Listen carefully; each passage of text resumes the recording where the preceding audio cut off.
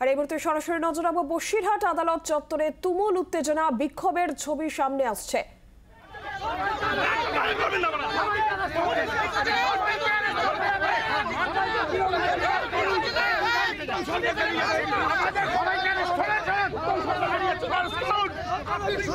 ইতিমধ্যে যে ছবি আমরা তুলে ধরছি দর্শকদের সামনে, অর্থাৎ বসিরহাট আদালত চত্বরের সামনে আমরা দেখেছি যে উত্তেজনার পরিস্থিতি তৈরি হয়েছে এবং তারই সঙ্গে আমরা দেখেছি বারবার করে ইতিমধ্যেই যেটা জানিয়ে দেওয়া হলো যে প্রথমে জামিনে মুক্ত হয় অর্থাৎ বিকাশ সিং এবং অপরদিকে উত্তম, এরা দুজনেই জামিনে মুক্ত হন, কিন্তু ইতিমধ্যেই বিকাশ সিংকে আবারও গ্রেফতার করা হয়েছে। কিন্তু এই ঘটনাকে কেন্দ্র করে রীতিমতো উত্তেজনার পরিবেশ তৈরি হয়।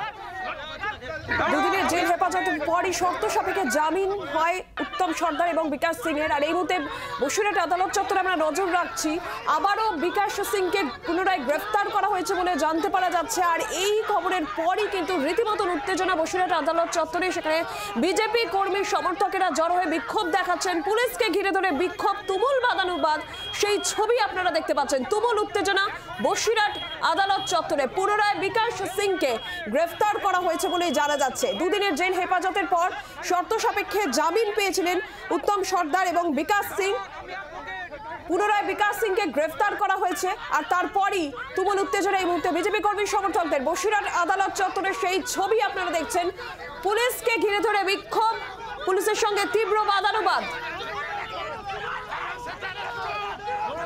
উত্তম সর্দারকেও আবারও গ্রেফতার করা হতে পারে, এই খবরও সামনে আসছে এবং তাকে অন্যদিকে নিয়ে যাওয়া হয়েছে এমনটাও কিন্তু সূত্র মারফত জানা যাচ্ছে। উত্তম সর্দারকে আবারও গ্রেফতার করার সম্ভাবনা রয়েছে, তাকে অন্যদিকে এই মুহূর্তে নিয়ে যাওয়া হয়েছে বলেও কিন্তু জানা যাচ্ছে।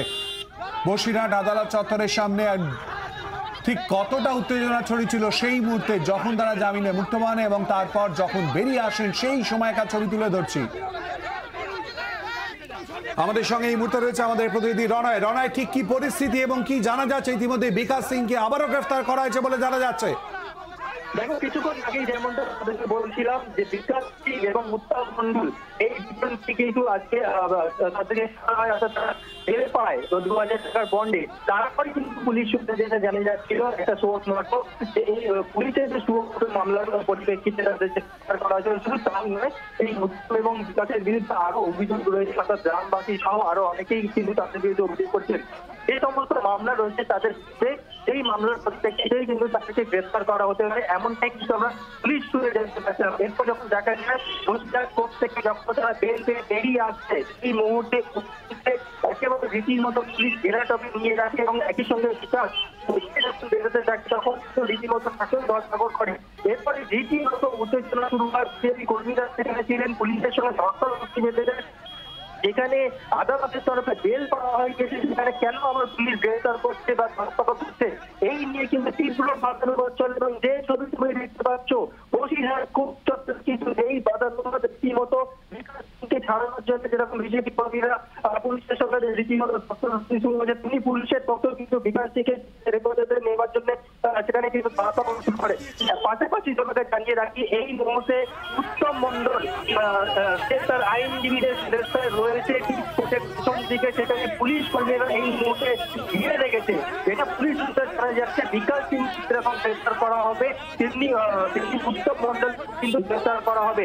এই দুজনের বিরুদ্ধে পুলিশের ছাড়াও আরো অনেক মামলা রয়েছে, অর্থাৎ আরো অনেকেই তাদের বিরুদ্ধে মামলা করেছেন। সেই মামলার পরিপ্রেক্ষিতে কিন্তু তাদের এই দুজনকে গ্রেফতার করা হবে, এমনটাই কিন্তু আমরা পুলিশ সূত্রে জানতে পারছি। এই মুহূর্তে এখানে আমি রয়েছি অর্থাৎ কোর্টের ঠিক পেছনের দিকে, সেখানে উত্তম মন্ডলকে রাখা রয়েছে। উত্তম মন্ডল তার আইনজীবীদের মধ্যে রয়েছেন এবং অপরদিকে পুলিশ কর্মীরা তাকে ঘিরে রেখেছেন। যখনই এই উত্তম মন্ডল বের হবে তখনই তাকে আটক করা হবে বা তাকে গ্রেফতার করে। তুমি বলতে চাইছো যে উত্তম সর্দারকে আবারও গ্রেফতার করার সম্ভাবনা রয়েছে?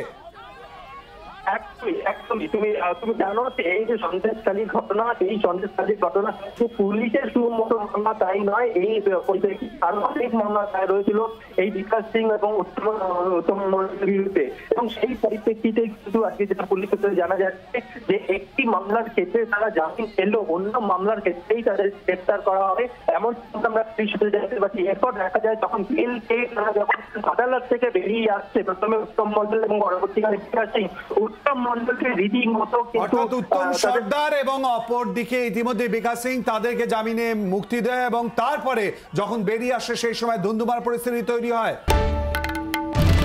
বাংলার আওয়াজ, বাঙালির আবেগ, জি 24 ঘন্টা।